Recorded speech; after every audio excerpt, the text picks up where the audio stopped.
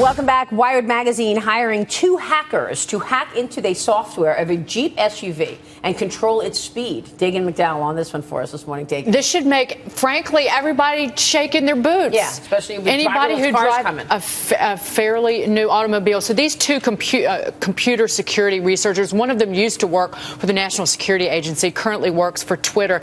They took control of this Jeep Cherokee using the vehicle's wireless communications system. They manipulated the software, hacked into it, and what they were able to do, they blasted, while the reporters driving the car, blasted the air conditioning, changed the radio to put on hip-hop music. They were playing Skee-Lo. They also turned on the windshield wipers, they sent wiper fluid spraying across the windshield, then cut the transmission, hit the brakes.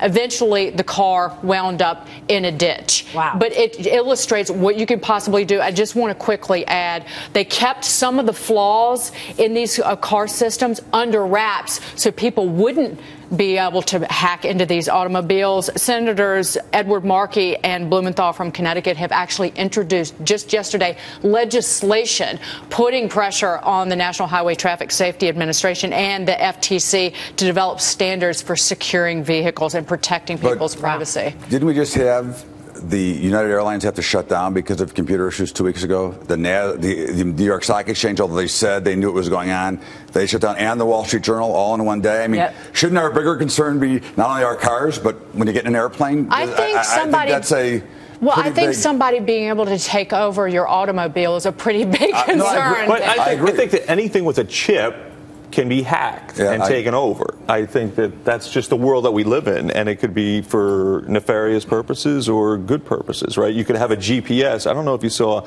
before the Jeep, there was a car on the Pacific Coast Highway that was traveling backwards, right, at 70 miles an hour or something.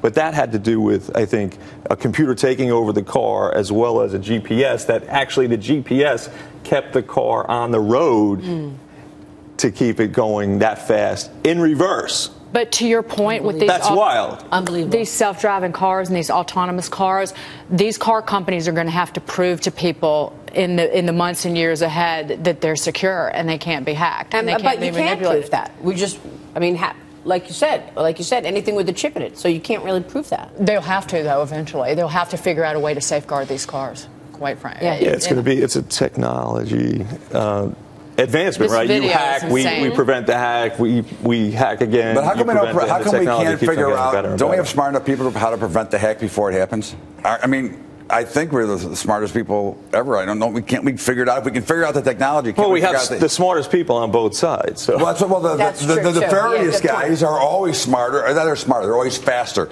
They're always more to want to break. But why can't we do that type of work before we release it? And let's go do all this stuff ahead of time. We love to wait until problems come. That's the whole problem. I think there's always it's good to raise it because you've got all this technology and innovation going on in the auto sector.